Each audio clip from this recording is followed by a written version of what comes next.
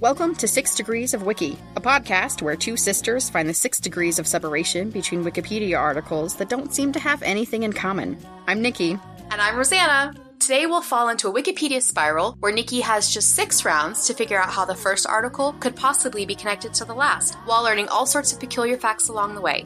Let's get started. So far this month, we have spiraled from D-Day to Sleepy Hollow. Round 1. Today, we are going to spiral from Sleepy Hollow to parapsychology. Oh, I like that. You know me so well. Sleepy Hollow is a village in New York and is the setting for The Legend of Sleepy Hollow, a short story by Washington Irving. Parapsychology is the study of paranormal and psychic phenomenon. I'm so in for this episode. Nikki, do you see anything that these items have in common? Well, yeah. That short story was all kinds of crazy paranormal stuff. And parapsychology, also crazy stuff. So, I think, are we just gonna, have 6 degrees that are just ghosts in between? I'm cool with that. There's just 1 degree. That's it. As we learned in the last episode, Sleepy Hollow is a village about 30 miles north of New York City. It's best known as the setting for the Washington Irving short story, The Legend of Sleepy Hollow, and its main character, the Headless Horseman. It's considered to be one of the most haunted places in the world, and it's home to the Sleepy Hollow Cemetery where Irving is buried. Among other people, there are a ton of people buried there. Besides Irving's short story, many films and either TV shows as a whole or some episodes have been filmed in Sleepy Hollow or they've been set in Sleepy Hollow, including Mighty Aphrodite, The Thomas Crown Affair, the one that was made in 1999, Tim Burton's Sleepy Hollow, The Family Man, Super Troopers, The Girl on the Train, and the TV show Divorce, which is a series that Sarah Jessica Parker is in. Also episodes of The Leftovers and Sneaky Pete. A lot of those seem like weird choices for Sleepy Hollow. Like Super Troopers. I'm thinking maybe because it's probably got really nice forests? Looks, the way it looks, it's just pretty. Mm-hmm, yeah. And also it's not very crowded. And it's close to an airport. Here's an interesting fact about Sleepy Hollow.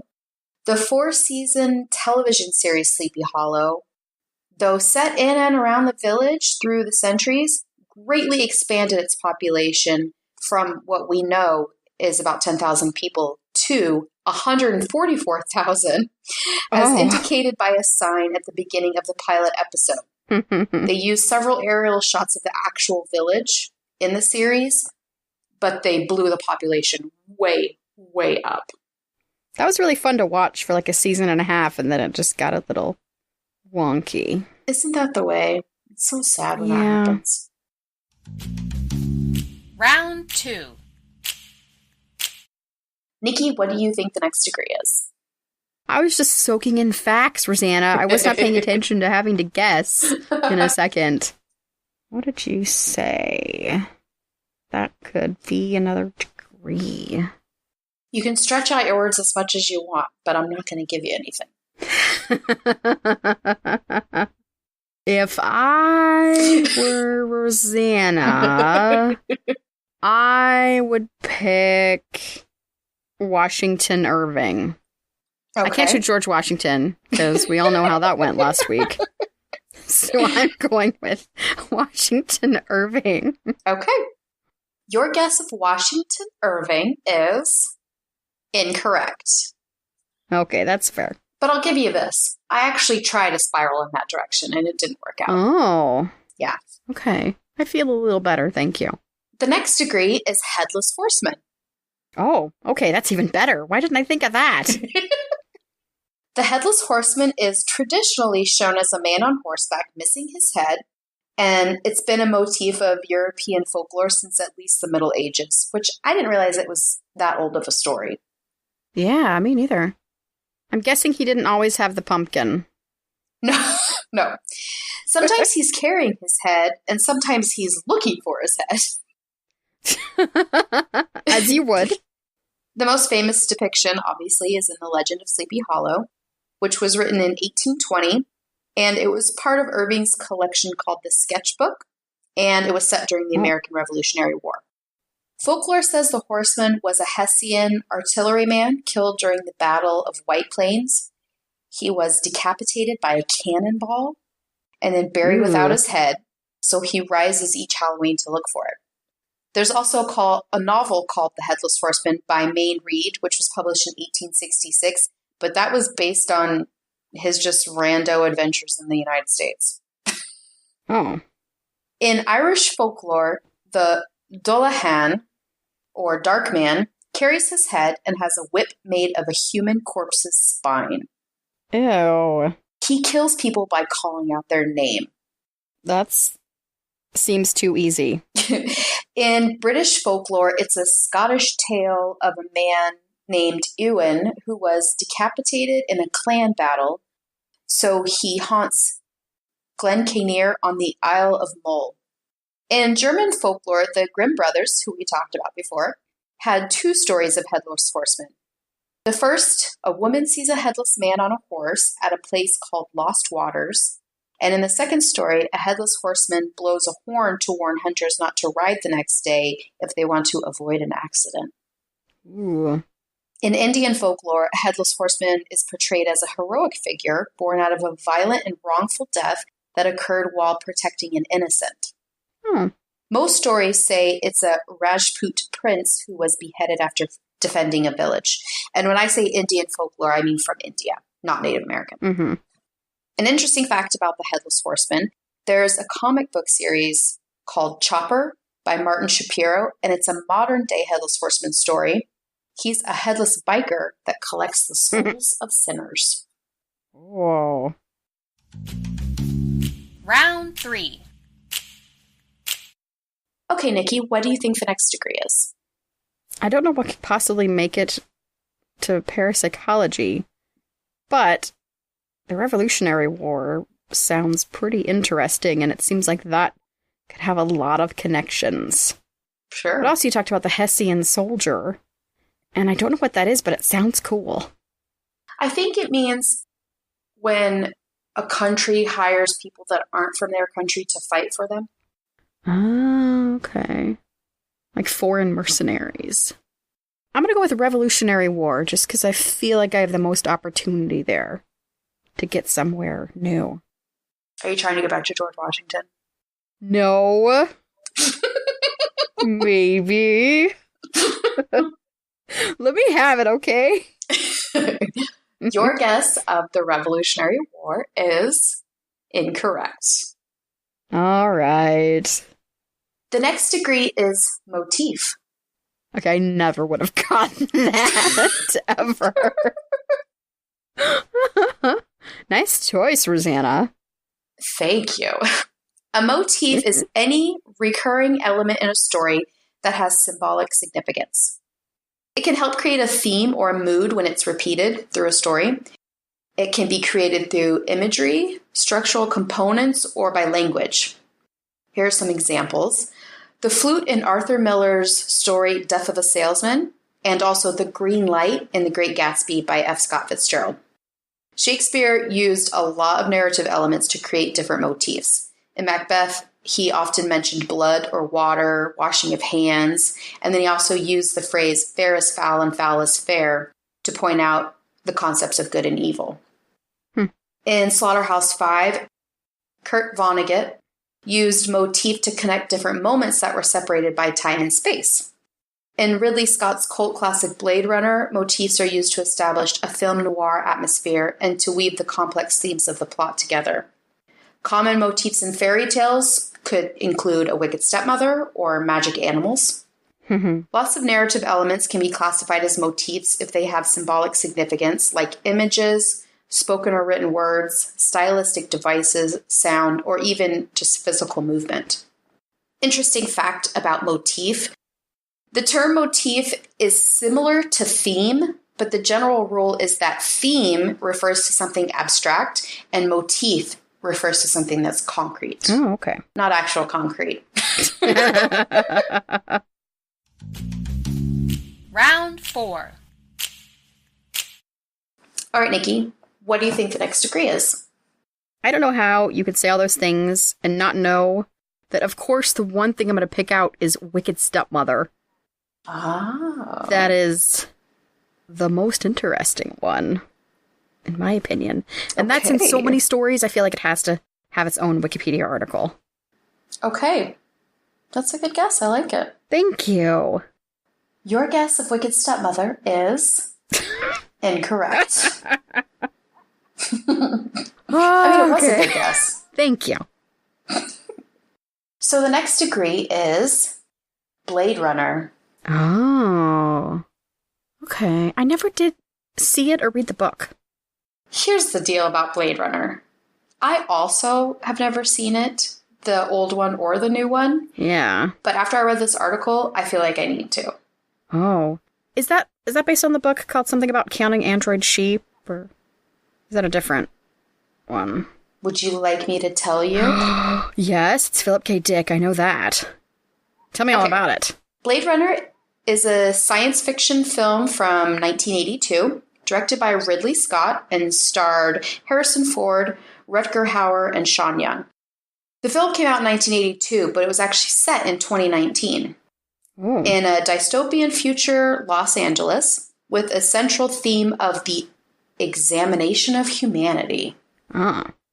Harrison Ford plays Rick Deckard, a cop that's tasked with hunting down a fugitive group of replicants, or synthetic humans, that were bioengineered by a company called Tyrell Corporation to work on off-world colonies. Blade Runner was mildly successful when it was released, but it became a cult classic, and some people call it the best science fiction movie of all time. Oh. The film brought attention to the author Philip K. Dick, who wrote Do Androids Dream Electric Sheep?, the novel that the movie is loosely based on, that was released in 1968. Other movies based on the work of Philip K. Dick include Minority Report and Total Recall. Oh, he also wrote the story that got the movie Legend, the one with Will Smith with the vampires. He did? I Am Legend. Yeah, he wrote that too. Oh, I didn't know that. Yeah, and it has a completely different ending than the movie. Yes, I did know that. Yeah. The sequel to Blade Runner was released last October, and it was called Blade Runner 2049, and also had Harrison Ford in it. A big section, okay, I'll be honest with you. A big section of this article was the plot of the movie. You know how Wikipedia goes through, almost scene by scene?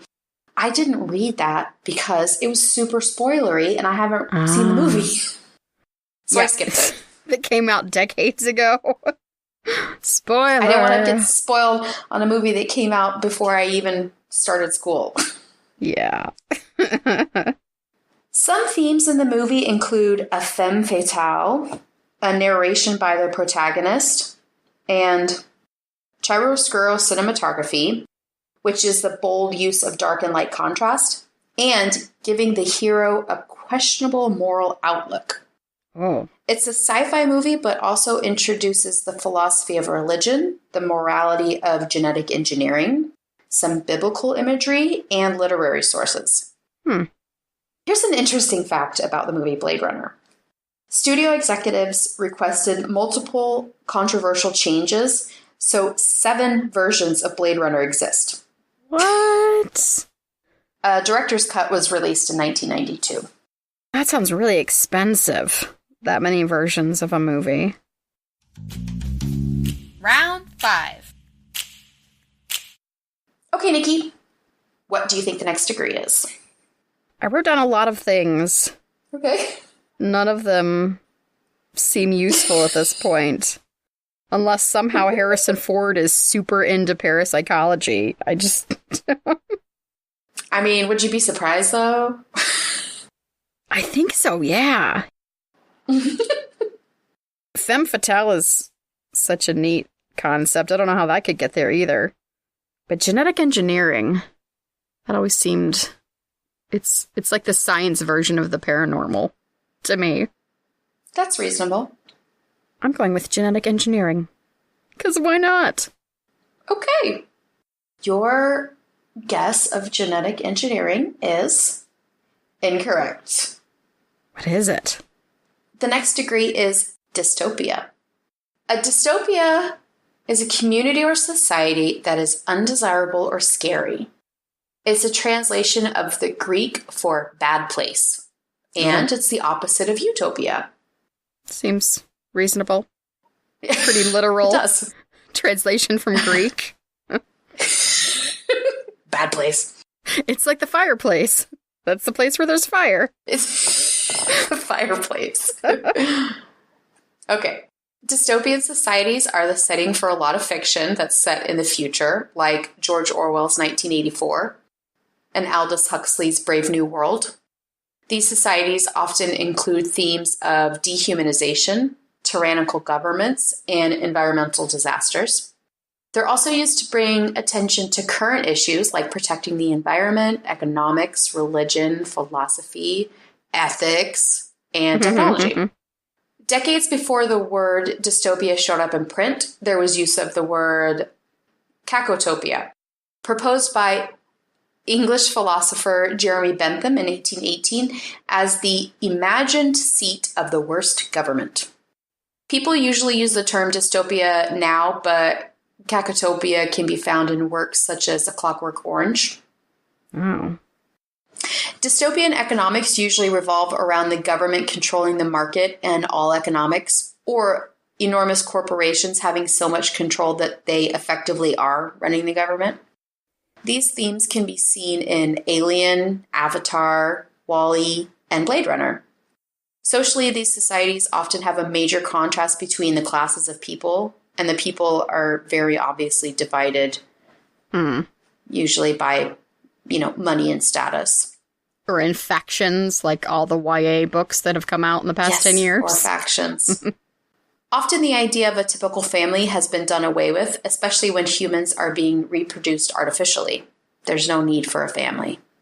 Sometimes people are even referred to only by their numbers instead of names, and the humans are usually separated from the natural world into an urban environment.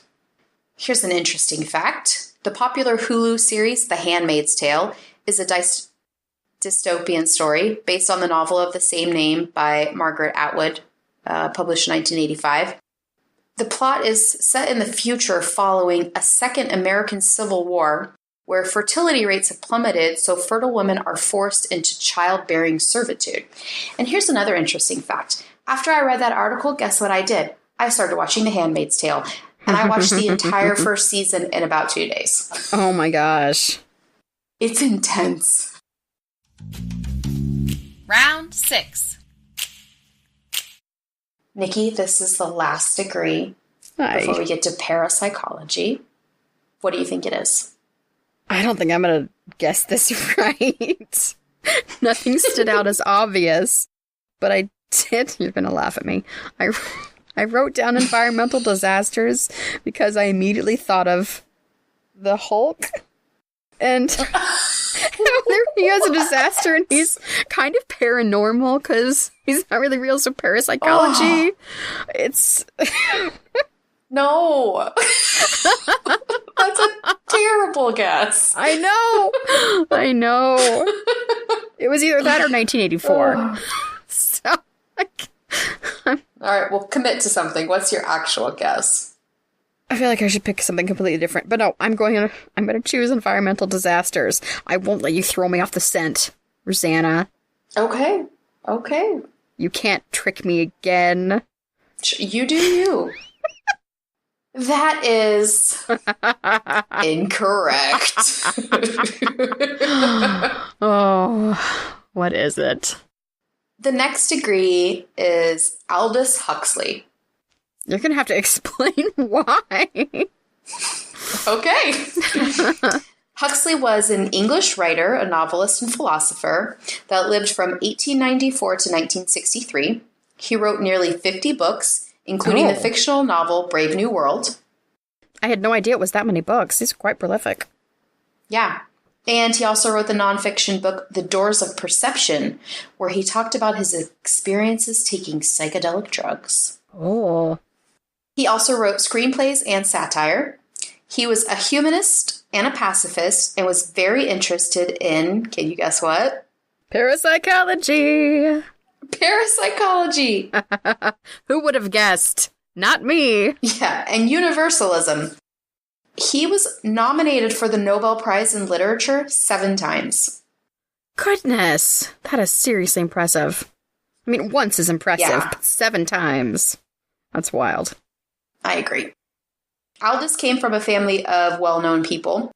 His father edited the Cornhill magazine. His mother founded Prior's Field School. His uncle was a poet and critic, Matthew Arnold. His aunt was British novelist Mrs. Humphrey Ward.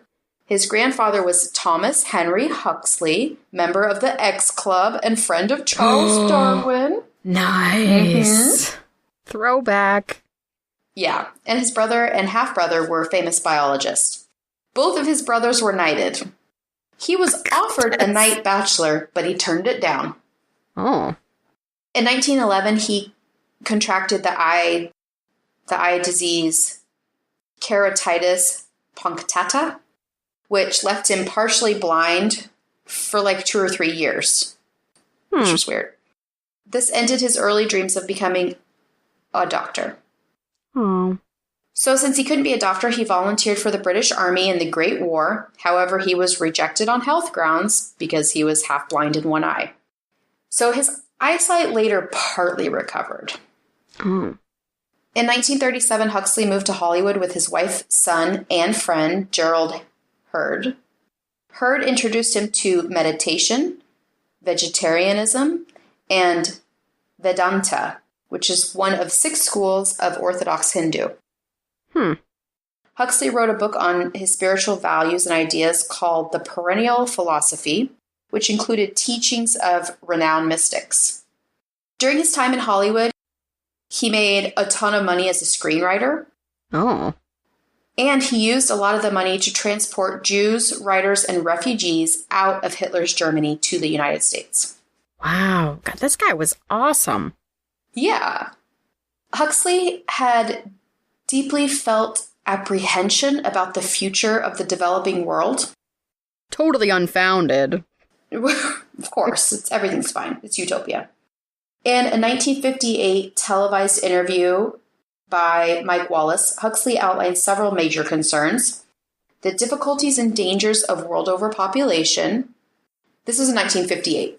The tendency toward distinctly hierarchical social organization, the crucial importance of evaluating the use of technology in mass societies that are susceptible to persuasion, Social media, and the tendency to promote modern politicians to a naive public as well-marketed commodities.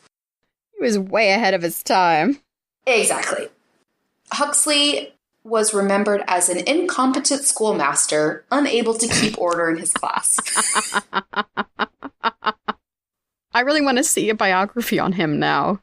I just feel like he probably couldn't keep order because somebody said something that started him off on something else, and he probably just talked even if nobody was listening.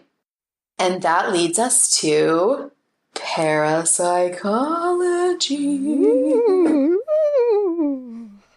Parapsychology is the study of paranormal and psychic phenomenon.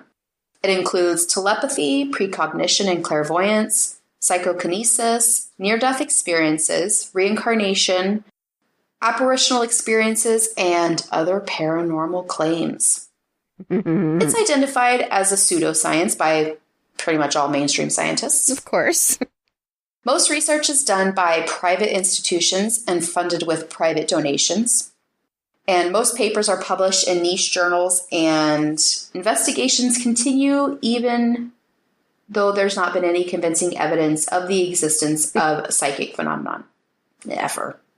In 1911, Stanford University became the first academic institution in the U.S. to study ESP and psychokinesis in a laboratory. After about 10,000 experiments, psychologist John Edgar Coover, I swear to God I'm not making that up, John Edgar Coover, concluded that, and this is a quote, statistical treatments of the data fail to reveal any cause beyond chance. Most experiments that were successful were eventually discredited, and there are many instances of fraud when it comes to parapsychological studies. So charlatans. There was a surge in paranormal research in the 1980s in the US and many other countries, but it's dropped off quite a bit now, mostly because of the strong opposition from academics, also the lack of evidence. Also, once anything's tested by more stringent controls, it's proven false. It's still fun to do. Here's an interesting fact about parapsychology. In the 1950s, the CIA started research into behavioral engineering with experiments and some hallucinogenic substances. Findings led to the Stargate project, but it was shut down in 1995 with the conclusion that it did not generate any intelligence operation and that some of the results had been adjusted. We have made it through all 6 degrees. We went from Sleepy Hollow to Headless Horseman to Motif to Blade Runner to Dystopia to Aldous Huxley to Parapsychology. Nikki, what'd you think of this one? There was so much good stuff in these degrees. And now I really want to go read the whole article on Aldous Huxley and find... I'm sure there are books about him. I have to go find some and read them. Yeah, I bet there are. He sounds fascinating. Yeah, he was cool. Had some real interesting things going on. And it sounds like he was also like a good person. Yeah.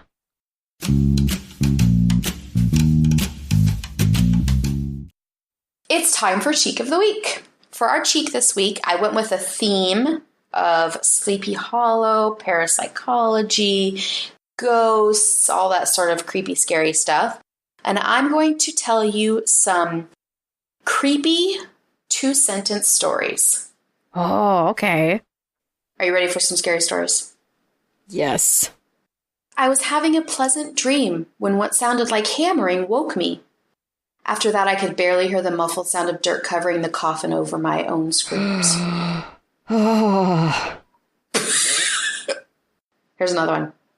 I can't move, breathe, speak, or hear, and it's so dark all the time. If I knew it would be this lonely, I would have been cremated instead. Ah! Why am I sitting in a dark room listening to this? I'm getting the chills and I'm in a light room.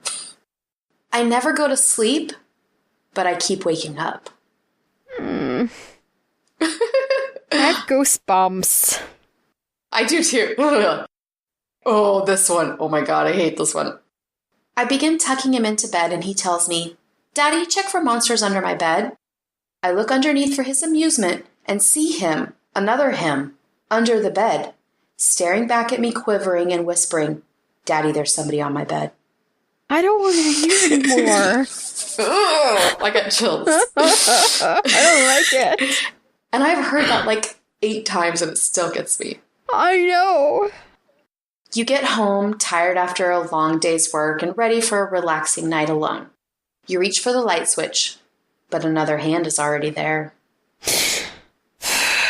It's just a surprise party. It's just a surprise party. I always thought my cat had a staring problem. She always seemed fixated on my face. Until one day when I realized she was always looking just behind me. No, don't. No. Okay. I woke to the sound of the baby monitor crackling with a voice comforting my firstborn child. As I adjusted to a new position, my arm brushed against my wife, sleeping next to me. They have a nanny, right? There's nothing like the laughter of a baby, unless it's 1 a.m. and you're home alone. That one's just Okay, funny. here's another one that gets me every time, too.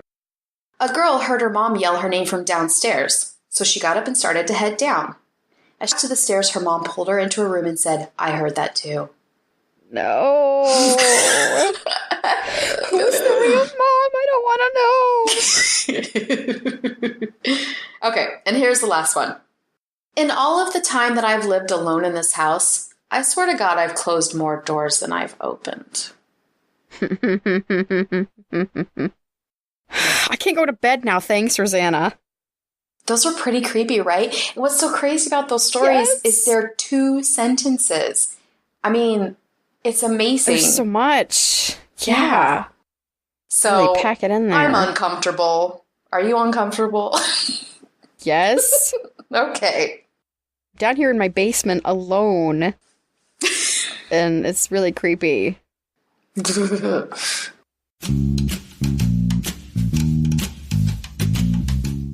our episode.